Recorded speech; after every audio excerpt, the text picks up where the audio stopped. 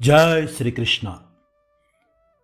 కృష్ణ చరితము మధుర సుధాభరితము, కృష్ణ చరితము మధుర సుధాభరితము. ముద్దుల కృష్ణుని మురళిధరుని గాథలెన్నెన్నో, శుభగాథలెన్నెన్నో. కృష్ణ చరితము మధుర సుధాభరితము. భగవద్బంధువులారా, జగద్గురువైన శ్రీకృష్ణ భగవానుని దివ్య పాదపద్మములకు అత్యంత భక్తి పారవశ్యంతో నమస్కరిస్తూ శ్రీకృష్ణ కర్ణామృతంలోని ఒక అద్భుతమైన శ్లోకంతో ఆ బాలగోపాల్ని స్తుతిస్తూ మన కొత్త అంశాన్ని ప్రారంభిద్దాం.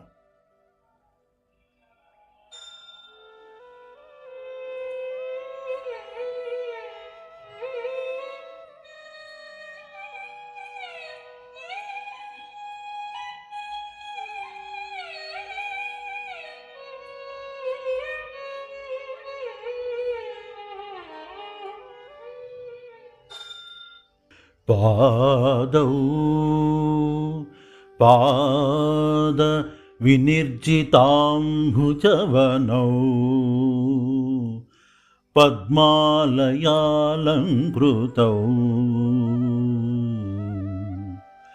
పాణీ వేణువినోదన ప్రణయినౌ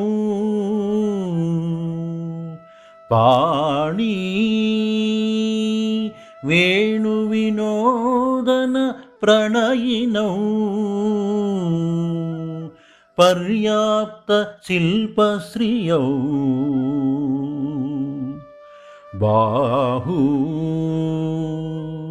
దోహద భాజనం మృగదృశాం మాధుర్య ధారాగిరౌ వక్త్రం వాగ్విభవాతి లంఘితమహో వక్త్రం వాగ్విభవాతి లంఘితమహో బాలం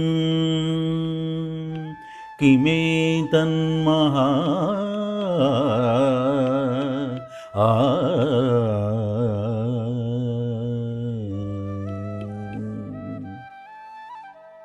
దీని అర్థం ఏమిటంటే, ఎవరి చిన్ని పాదాలైతే మృదుత్వంలోనూ సౌందర్యంలోనూ అనంతమైన తామరపూల శిఖరం కంటే తేజరిల్లుతూ ఉంటాయో, మరి ఎవరి పాదాలైతే లక్ష్మీదేవిచే అలంకరింపబడి ఉంటాయో, ఎట్టి చేతులు వేణువును నిరంతరం వాయించాలని ఉవ్విళ్ళూరుతుంటాయో, ఇంకా ఏ చేతులైతే అందంగా శిల్పకళాకృతితో చెక్కినట్లుగా గోచరిస్తాయో, ఏ బాహువులు గోపికలలో అభిరుచిని కలిగించే విధంగా ఉంటాయో, ఎవరి వాక్కు అయితే నిరంతరం అమృత ప్రవాహంలాగా ఉంటుందో, ఎవరి ముఖారవిందం మాటల్లో వర్ణించలేనటువంటిదిగా ఉంటుందో, అట్టి బాలకృష్ణుని దివ్య మనోహర రూపాన్ని సేవిస్తున్నాను అని అర్థం. ఆహా! అయితే బాలకృష్ణుని లీలల్లో భాగంగా పోయిన వారం మనం శ్రీకృష్ణుడు శివకేశవుల అభేదాన్ని చూపించడం, ఇంకా గోపికలు కృష్ణుడి అల్లరిని యశోదమ్మకు విన్నవించడం మొదలైన విశేషాలు విని పరవశించిపోయాం కదా. అయితే ఈరోజు అంశం ఏమిటంటే, తమ్ముడు అంటే మన కుంటి కృష్ణయ్య మన్ను తిన్నాడని అన్న బలరాముడు తల్లి యశోదమ్మకు విన్నవించడం, కృష్ణుడు తన నోరు తెరిచి అండపిండ బ్రహ్మాండాలను చూపించడం, యశోదమ్మ దిగ్భ్రాంతి చెందడం మొదలైన అద్భుతమైన విశేషాలు తెలుసుకుందాం. ఆ కన్నయ్య రకరకాల బాల్యచేష్టలను లీలలుగా ప్రదర్శిస్తుంటే అవి మహాప్రసాదాలను తెలుసుకోలేక ఓపికలు నశించిన గోపికలు యశోదమ్మకు విన్నవిస్తుంటే, ఆ యశోదాదేవి ఆ గోపికలకు ఇలా చెప్తున్నది: మా కన్నయ్య చంటి పిల్లాడు, నా ఊళ్ళోనే కూర్చుని ఉన్నాడు, అంతేగాని నన్ను వదిలి ఆ పక్కకి ఈ పక్కకి పోడు. అసలు పక్కింటికి కూడా మా కన్నయ్యకి దారి తెలియదు. అలాంటిది నా పసిగుడ్డును పట్టుకుని ఇలా ఆరోపించడం మీకు తగిన పని కాదు. ఓ తల్లులారా, నా మాట వినండి. ఇతను ఏమీ ఎరుగడు, తనంతట తానే ఆడుకుంటూ ఉంటాడు. మా చిట్టి కన్నయ్య ఎంతో మంచివాడు తెలుసా, ఇతనిపై అపనందలు వేయకండమ్మా అని యశోదాదేవి తన వద్దకు వచ్చిన గోపికలకు సమాధానం చెబుతోంది. ఇలా ఆ కృష్ణుని బాల్యచేష్టలకు ఓర్చుకోలేక ఓపికలు లేని ఆ గోపికలకు యశోదాదేవి నచ్చజెప్పి పంపిస్తున్నది. ఇంకా కొడుకు మీద ఉన్న ప్రేమ వలన కోపడలేకపోతున్నది.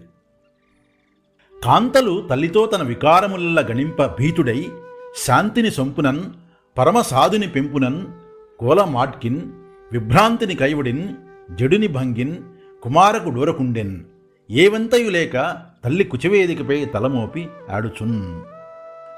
ఇలా గోపికలు తన తల్లి యశోదమ్మకు కృష్ణుడు చేసే కొంటెమనులు చెప్తుంటే ఈ కొంటి కృష్ణుడు ఏం మాట్లాడకుండా ఎంతో భయపడిపోయిన వాడిలాగా, ఎంతో నెమ్మదస్తుడిలాగా, పరమ సాధు స్వభావిలాగా, అమాయకపు చక్రవర్తిలాగా, అసలు తనకేమీ తెలియనట్లు అంతా వీక్షిస్తూ ఊరికే ఉన్నాడు.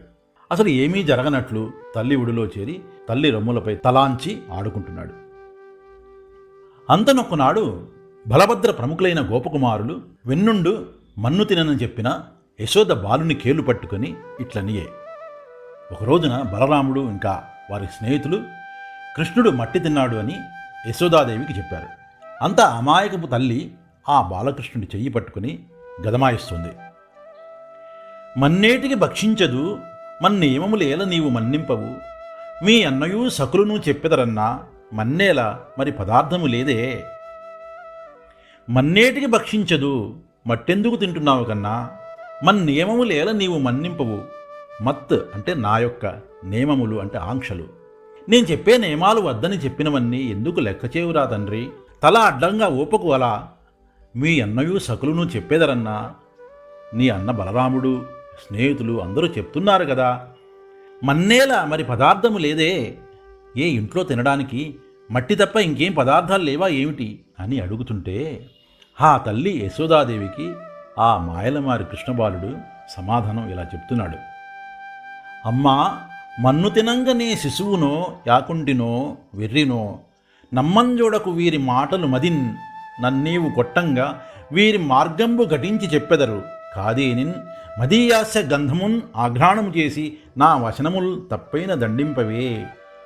అమ్మా, మట్టి తినడానికి నేనేమైనా చంటిపిల్లాడినా చెప్పు, ఇప్పుడే కదా పాలు తాగాను, ఇంకా ఆకలి ఎందుకు వేస్తుంది చెప్పు, లేకపోతే నేనేమైనా అంత వెర్రివాడనా ఏమిటి మట్టి తినడానికి?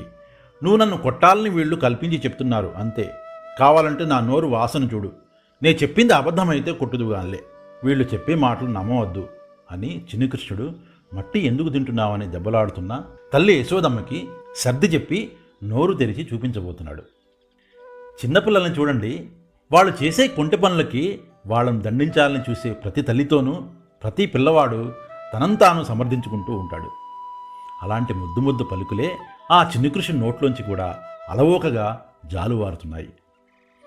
అలా కృష్ణుడు మెత్తని మాటలతో శాంతింపజేస్తూ తన తల్లిని బుట్టలో వేసుకుంటున్నాడు. సర్వలోకాలకు ప్రభువైన ఆ లీలామానుష వేషధారి అయిన ఆ బాలకృష్ణుడు తన నోరు తెరిచి తల్లి యశోదాదేవికి చూపించాడు. యశోదాదేవి ఆ పసివాడి నోట్లో సప్త సముద్రాలు, పర్వతాలు, అరణ్యాలు, ఇంకా భూగోళము, అగ్ని, సూర్యుడు, చంద్రుడు, అష్టదిక్పాలకులు మొదలగు సమస్తముతో కూడిన బ్రహ్మాండాన్ని మొత్తాన్ని చూసింది. యశోద కొడుకు నోటిలో ఆ బ్రహ్మాండం చూసి కలయో వైష్ణవమాయో ఇతర సంకల్పార్థమో సత్యమో తలపన్నేరకయున్నదాననో యశోదాదేవిగానో పరస్థలమో బాలకుడెంత ఈతని ముఖస్తంభ యజాండంబు ప్రజ్వలమయుండుటకేమి హేతువో మహాశ్చర్యంబు చింతెంబగన్. బిడ్డడి నోట్లో బ్రహ్మాండం చూసి విభ్రాంతురాలై యశోద ఇలా అనుకుంది, ఇది కల కాదు కదా, లేదంటే ఇదంతా విష్ణుమాయేనా, లేదా అంతా భ్రమ, ఇది సత్యమేనా, లేదంటే ఒకవేళ నా బుద్ధి సరిగా పనిచేయడం లేదా, అసలు నేను యశోదను కానా అని, ఇది మా ఇల్లేనా మరొకట, వీడు ఎంతటి పిల్లవాడు, వీడి నోటిలో బ్రహ్మాండం అంతా వెలుగులు చిమ్ముతూ ఉండడం ఏమిటి, ఎలా సాధ్యం ఇది అనుకొని దిగ్భ్రాంతి చెందింది. బాలమాతృడగు సలీలుని ముఖమందు విశ్వమెల్ల నెట్లు వెలసియుండు బాలు భంగినితడు బాసిల్లుగాని సర్వాత్ముడు ఆది విష్ణుడగుట నిజము. యశోద కొడుకు నోటిలో బ్రహ్మాండం చూసిన విభ్రాంతిలో ఇంకా ఇలా అనుకుంటోంది, ఇంత చిన్న పిల్లవాడి నోటిలో ఈ బ్రహ్మాండం అంతా ఎలా ఇమిడిపోయింది, పసివాడిలాగా కనిపిస్తున్నాడు, కానీ ఇతడు నిజానికి సర్వమునందు ఆత్మరూపంలో ఉండే సర్వాత్మకుడు, ఆదిమూలాధారమైన సర్వవ్యాపకుడు అయిన శ్రీ మహావిష్ణువే. ఇది ముమ్మాటికి నిజం. ఈ బాలుడు సాక్షాత్తు శ్రీ మహావిష్ణువే అని నిశ్చయించుకొని యశోదాదేవి ఇలా స్తోత్రం చేస్తోంది. విష్ణుమూర్తి అన్ని లోకాలకు ఆధారంగా నిలబడినవాడు. ఈ బ్రహ్మాండం అంతటా వ్యాపించి ఉన్న ఆ మహాత్ముడైన విష్ణువు వల్లనే నాకు ఈ విశ్వరూపం కనపడింది. నా బుద్ధి చలించిపోయింది. నా దుఃఖాలన్నీ పోవడానికి ఆ మహావిష్ణువునే శరణు కోరుతాను. ఈ బాలకుని నిండు ముఖం నందు నేను, నా భర్త, గోవులు, గోపిగాజనులు, ఈ వ్రేపలలో ఉన్న మేమందరము ఉన్న తీరు కనుకొని ఏమర్పాటు చెందాము. కానీ ఇతడు సాక్షాత్తు మా అందరికీ ప్రభు అయిన ఈశ్వరుడు అని యశోదాదేవి స్తుతించింది. కృష్ణుడు వెంటనే మళ్ళీ వైష్ణవమాయను ఆవరింపజేసి దాంతో యశోదకు మోహం కప్పేసేటట్లు చేశాడు. యశోదమ్మ వెంటనే అతడు తన కొడుకే అనుకుంటూ కన్నయ్యని ఒడిలో కూర్చోబెట్టుకొని బోల్డన్ని ముద్దులు పెట్టింది. వీటినన్నిటినీ ఆనందించడం కోసమైనా మనం భాగవతం తప్పక చదవాలి కదా, లేదంటే కనీసం వినాలి కదా. వింటే ప్రయోజనం ఏమిటో తెలుసు కదా. మరి ఈ వృత్తాంతం మొత్తాన్ని ఒక్క చరణంలో మన పాండురంగ మహత్యంలో సముద్రాల వారు రచించగా ఘంటసాల మాస్టారు గానం చేయగా విని పరమానందం పొందాం కదా. ఒకసారి మనం ఆ పాటని గుర్తు చేసుకుందామా? అదేమిటంటే, అమ్మా తమ్ముడు మన్నుది నేను చూడమ్మా అని రామన్న తెలుపగా, అన్నా అని చెవినులిమి యశోద ఏదన్నా నీ నోరు చూపుమనగా,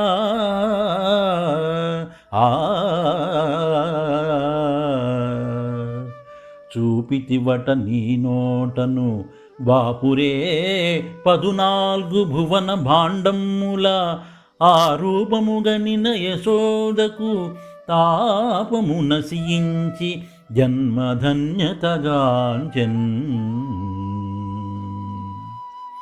జయ కృష్ణ ముకుంద మురారి, జయ గోవింద బృందా విహారీ, జయ కృష్ణ ముకుంద మురారి.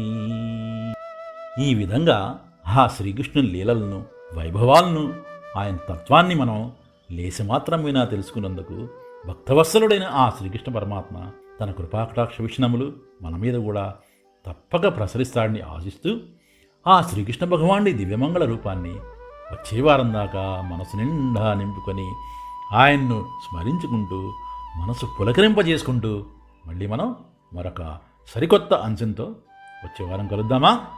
అంతవరకు సెలవు. సర్వే జనా సుఖినో భవంతు. జై శ్రీకృష్ణ.